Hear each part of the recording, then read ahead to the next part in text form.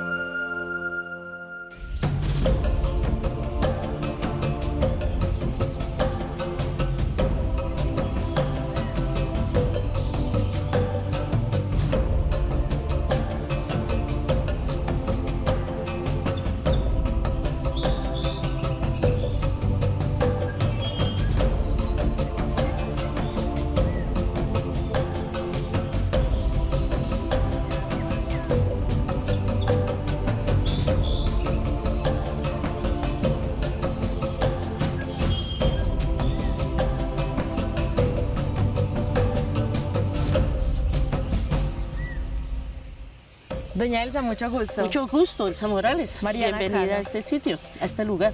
Muchas gracias. Es que me comentaron que tú sabes un montón y que eres una experta sobre estas piedras, porque yo la verdad solo veo piedras. Entonces me gustaría como que me contaras un poco de qué significan, quién las hizo, cuándo las hicieron, las pusieron, ¿qué sucede con estas piedras? Bien, aquí nosotros vamos a hablar de una de las culturas arqueológicas más importantes que hubo a nivel de Colombia, que son los muiscas. La importancia en sí de esta cultura pues es el extenso territorio que ellos ocuparon, que es lo que nosotros conocemos como el altiplano cundiboyacense. Los muiscas, sobre todo los que se ubican acá en Boyacá, pues ellos son agricultores por excelencia. Ok.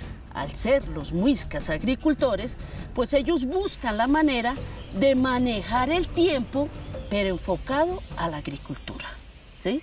Ok. Entonces es cuando ellos llegan a hacer su propio observatorio. Entonces, este observatorio está o es muy similar al que hay en Inglaterra. Entonces nosotros tenemos nuestro propio observatorio, pero criollo. Sí. El cual, como dijiste, sí son solo piedras, pero estas piedras están alineadas de oriente a occidente. Entonces tenemos dos filas, esta primera fila Sí. y la fila de abajo, ¿sí? Ok. De acuerdo a la inclinación o a la ubicación del sol, los muiscas podían establecer tiempos o periodos, es decir, ellos simplemente con ver las sombras que se proyectaban en estas dos hileras de columnas, pues ellos podían saber cuándo se podía sembrar, cuándo se podía recoger, cada cuánto había periodos de lluvia, periodos de sequía, todo enfocado hacia lo que era la agricultura. O sea que ellos, dependiendo de dónde se veía la sombra, sabían si podían sembrar o no, o ya podían recolectar. Pero, doña Elsa, ¿y cómo funcionaría esto dependiendo de la ubicación del sol, la sombra? ¿Cómo se daban cuenta? Bien, para nosotros, o nosotros lo podemos ver en nuestras casas, por una ventana, por una puerta, que hay veces nos entran los rayos del sol en ciertas épocas. ¿Lo has Sí, visto? sí. Y en otras épocas no. Ahí es donde nosotros vemos esos movimientos del sol. Ah, Los muiscas fueron muy inteligentes. Entonces ellos veían que el sol como se estaba corriendo. Lo que hicieron ellos y la mayoría de las culturas arqueológicas del mundo fue ubicar los puntos extremos del sol. De sur a norte, de norte a sur, que es lo que ahora nosotros conocemos como los solsticios, que es solsticio de invierno, solsticio de verano. Y esos dos solsticios van a ser marcados en estas dos hileras de columnas. Es decir, a tu pregunta, ¿qué pasa? Cuando el sol empieza a subir, la sombra se empieza. a mover. Exactamente. Claro. Entonces, de acuerdo a la inclinación de las sombras, Sí. ellos podían establecer el tiempo o periodo en el cual ellos se encontraban. ¿Y estas piedras que están en el medio solo están ahí o también tienen algún propósito? Bien, aquí realmente nosotros tenemos como dos periodos, que es el periodo muisca y el periodo premuisca. Estas que están acá en la mitad, ellas sí se encuentran totalmente in situ, es decir, así se encontraron y hasta el sol de hoy así siguen, no se movió absolutamente para nada. Ok, entonces están estas que están apiladitas, pero por allí tenemos unas que están inclinadas. Ellas ya son del periodo premuisca, estarían antes de Cristo. De acuerdo a Eliezer Silva Celis, que fue el pionero de la arqueología a nivel de Colombia, ellos establecen que estas columnas estarían dentro del primero y segundo milenio antes de Cristo. ¿Y estas piedras las ubicaron de esa manera o así estaban? Ellos lo dejaron así y así se encontraron. ¿Y cómo movían esas piedras tan grandes? Porque la verdad están muy grandes. Pues relativamente están grandes, pero ellos las traían por rodamiento, se cree, y la colocan en este lugar. ¿Por qué este lugar? Porque tenemos un punto muy importante que es la laguna de Iguaque, que es donde sale la humanidad muisca. Entonces, por eso los muiscas se ubican en este lugar, por ese punto tan importante para nosotros. Doña Elsa, yo desde que me di cuenta de que venía para este lugar me surgió una duda y es por qué esto se le llama el infiernito. Una de las cosas que predomina en este parque, como tú ves, son los símbolos fálicos, ¿sí? Sí. Cuando llegan los españoles acá, ellos observan que inclusive estas dos filas y todo este valle era lleno de símbolos fálicos. Sí. Imagínate, españoles, siglo XVI, cristiandad, mojigatería en pleno. Llegar y encontrar tantos símbolos fálicos, pues para ellos esto fue algo sacrílego, satánico, brujería, mejor dicho, fue terrible. Entonces lo que hacen los españoles es entrar a destruir. ¿Por qué destruyen los españoles? Ellos destruyen porque creían que lo que hacían los muiscas acá era adorar al diablo. Entonces, como ellos supuestamente adoraban al diablo, pues esto vendría a ser el infierno y de ahí el nombre del infiernito. O sea, ¿tú te refieres a piedras fálicas o formas fálicas estas de allí? Sí. Es que me parecían súper particulares. Sí. ¿Las podrías enseñar, Sí, claro, porfa? venimos por acá y seguimos nuestro recorrido.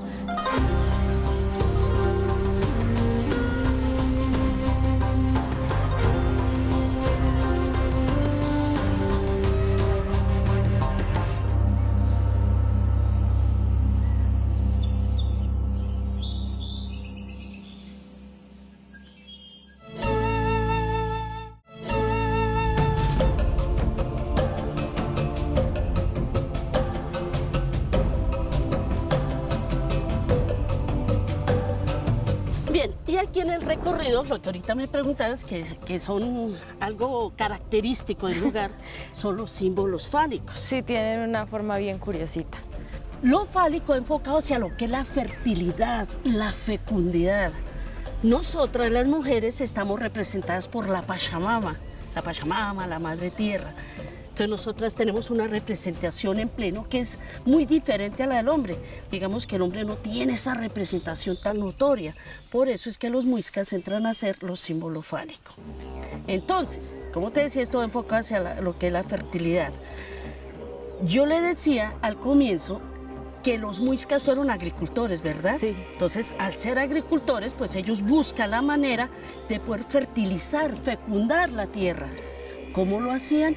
Ellos tomaban estos símbolos fálicos y los colocaban totalmente de cabeza, ¿sí? Es decir, al colocarlos de cabeza, para ellos eso era una simbología. Guau, o sea, ellos sacaban esas piedras y las volteaban. Exactamente. ¿Cómo hacían eso? Es que están muy Y los grandes. muiscas fueron muy inteligentes y ellos realmente no era muy complicado llegar a voltear estas columnas. ¿Y con qué crees que tallaban las piedras? Con piedra. Recordemos que el metal llega hasta la llegada de los españoles. Sí. Entonces ya ellos, yo creo que todos hemos ido a paseo de olla a los ríos. Sí. Hay unas piedras que son muy, muy duras y con eso era que ellos tallaban estas piedras, piedra con piedra.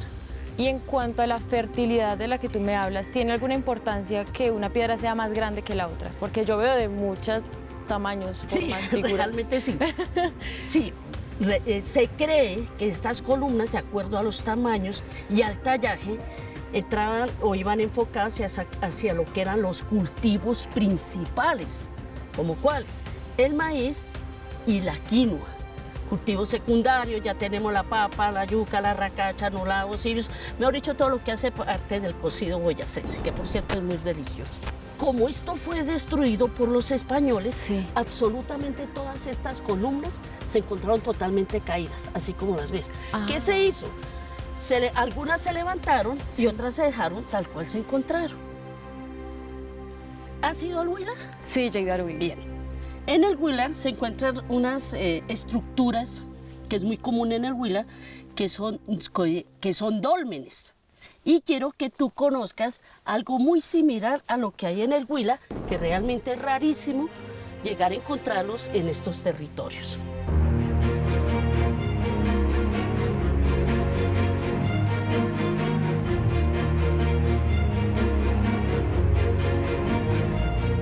Bien, ahora, ¿qué es lo que vamos a encontrar acá? Una casita. Pareciera, pero no. Es una tumba. Ja, pero ¿de quién era la tumba? Se cree que esta tumba debió ser hecha para un personaje muy, pero muy importante. Sí. Pensamos eso primero por la estructura de la tumba, es decir, es una tumba que realmente es rarísimo encontrarla y más asociarla con los muiscas. Entonces se cree que era un personaje muy importante. ¿Cuál fue el lío? El problema es que esta tumba, cuando se encontró, la tumba ya había sido saqueada. Es decir, ya la habían entrado a robar. ¿Y qué había por dentro aparte de huesos? Se encontraron 5 personajes, que fueron 4 hombres y una sola mujer. Se encontraron. Pero, como la tumba fue saqueada, los huesitos quedaron completamente dispersos. Sí. Entonces nosotros no sabemos en qué posición estaban, hacia dónde estaban mirando, tipo de ajuar funerario. Es decir, se pierde absolutamente toda la información. ¿Y podríamos bajar hasta Sí, la claro. tumba, sí? Vayamos.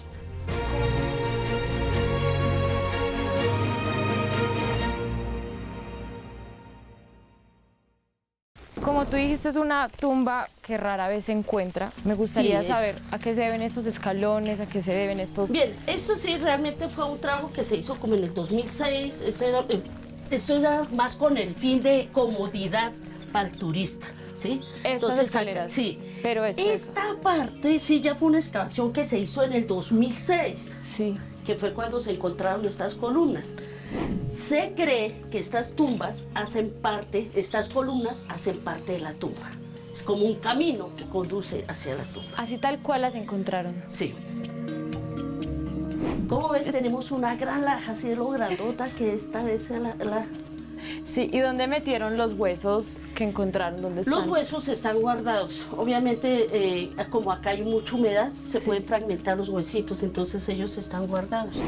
Se les hacen los estudios y se encuentran guardados. Como tú me dijiste que habían saqueado la tumba, ¿cómo se dieron cuenta cuántas personas habían, si eran hombres, si eran mujeres, si ya la habían Eso es saqueado? facilísimo, realmente. Por la estructura ósea se puede establecer si eran hombres o mujeres.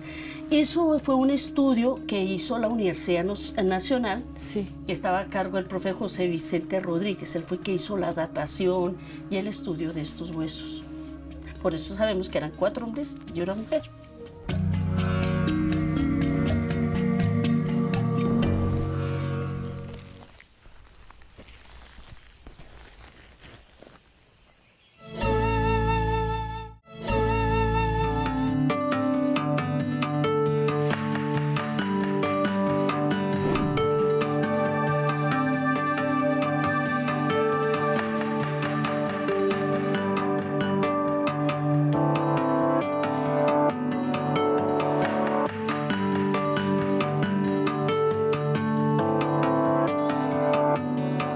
Hola, ¿cómo estás? ¿Tú eres Hola. Ángela? Sí, mucho gusto. Mucho gusto, Mariana Cano. ¿Cómo estás, Mariana? Bienvenida a bien. Villa de Leyva. Muchas gracias. Villa Leyva me ha recibido súper bien. Me alegra mucho. Y sabes que alguien me dijo que tú eras la persona indicada para yo poder conocer un poco más de su historia. Sí, bueno, pues te cuento, yo soy guía de turismo, trabajo desde hace 15 años con la guianza en Villa de Leyva y pues te voy a hacer un recorrido por el centro histórico para que te enteres de todas las historias de este pueblo que vienen desde mucho más antes de su fundación. No sé si sabes, pero en Villa de Leyva tenemos historia desde hace 145 millones de años y después tenemos procesos en la época muisca o prehispánica, tenemos procesos en la colonia, en la independencia, en la república y pues por supuesto toda la actualidad que tiene Villa de Leyva para ofrecer. Precisamente por eso te estaba buscando, porque ayer estaba en una actividad sobre fósiles y me di cuenta de que Villa de Leyva tiene muchísima historia más desde su fundación, como tú lo dijiste, entonces eres la persona indicada. Sí, bueno, te cuento un poquito de la historia de Villa de Leyva porque Villa de Leyva está en un valle, ¿sí? Ves ahí al fondo, es un valle desértico que antes de la conquista se llamaba el Valle de Saquencipa. Y ese valle es un suelo marino del periodo Cretácico y hay fósiles desde 145 millones de años de antigüedad hasta más o menos unos 60 millones de años. Dios. Y tenemos varios museos también. ¿Sí? Entonces tenemos un museo de fósil un museo comunitario del fósil, tenemos el Centro de Investigaciones Paleontológicas y el Museo Paleontológico de la Universidad Nacional. Ahí estuve ayer. Eso digamos que es lo más antiguo que hay en Villa de Leyva. Pero luego pues tenemos evidencia de vestigios de la época precolombina. Entonces tenemos un parque arqueológico que data de 4.000 años, un observatorio astronómico y también tenemos algunas zonas de pintura rupestre en el territorio. ¿Sí? Y luego pues viene nuestro proceso de conquista, del cual es obviamente una evidencia el trazado urbano del centro histórico de Villa de Leyva, que es monumento nacional, que es un bien de interés cultural de los colombianos. Y posteriormente tenemos algunos sucesos que ocurren en el proceso de independencia y de república, y ya pues nuestra época moderna, que es como el florecimiento nuevamente de Villa de Leyva.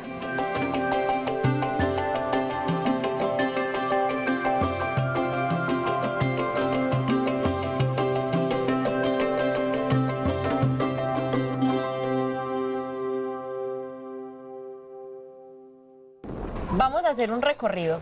Sí, es un recorrido peatonal porque tenemos un centro histórico que se puede caminar. ¿Sí? Entonces, más o menos 2 cuadras alrededor de la plaza están como los sitios más interesantes en el centro histórico.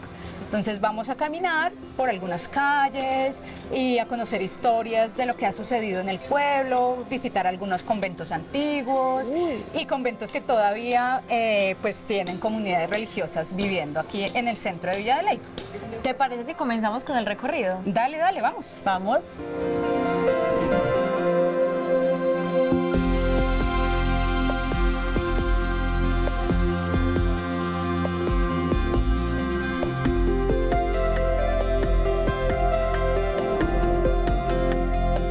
Bueno, aquí llegamos al Parque Antonio Nariño.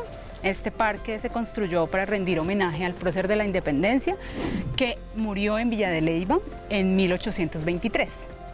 Entonces es un parque pues, muy cerca del centro histórico y está también como una área protegida dentro del centro histórico de Villa de Leyva. Ahora comprendo la frase de que en cada esquina de Villa de Leyva podemos conocer un poco sobre toda nuestra historia. Sí, casi caminamos y en todas las calles hay una historia que contar.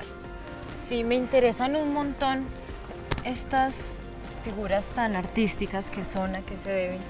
Bueno, esto es una donación de algunos artistas colombianos que vivieron en Villa de Leyva o pasaron por Villa de Leyva y donan sus obras escultóricas. Entonces aquí se ven algunas de ellas, aquí está la otra, y hay una María Mulata donada por el maestro Enrique Grau. María Mulata. Sí, la que está ahí, negrita.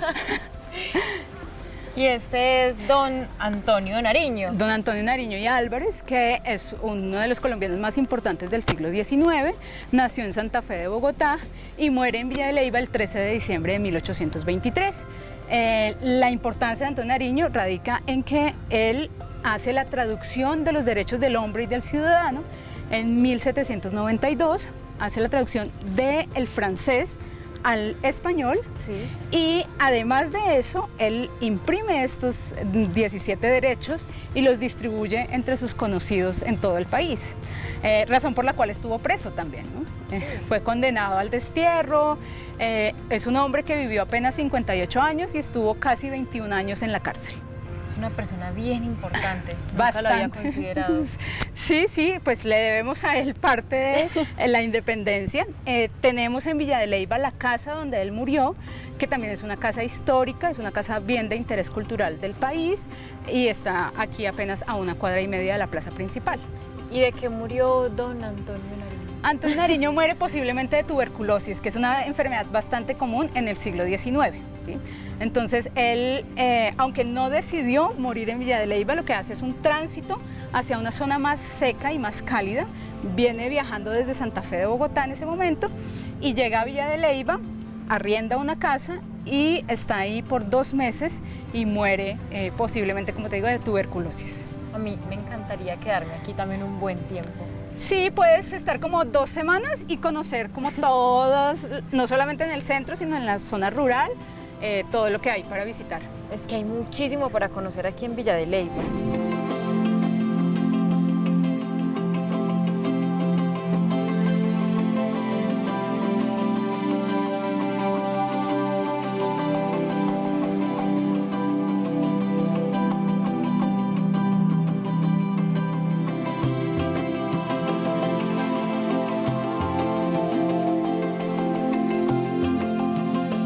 Muchas gracias. No, con Ángela. mucho gusto. Me Aprendiste. diste tanta información, me encantó. Villa de Leyva permite que conozcas muchas historias y también que estés mucho tiempo aquí, ¿sí? Sí. Entonces no es un lugar para recorrer en un día, sino que puedes estar una semana conociendo diferentes historias, Sí. sitios, experiencias, ¿sí? Tiene de todo un poquito. Sí, créeme. Y la gastronomía es buenísima.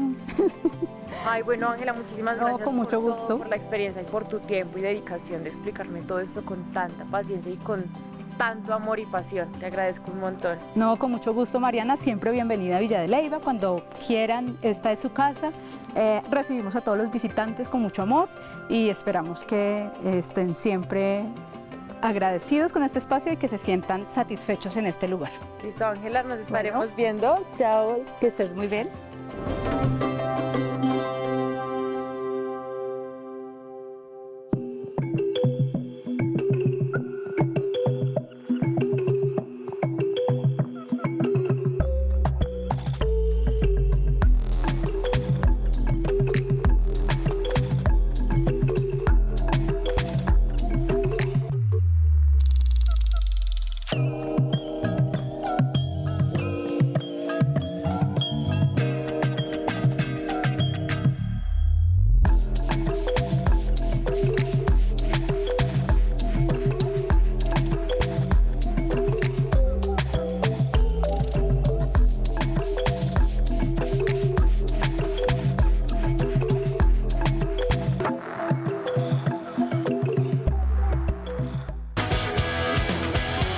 Ministerio TIC,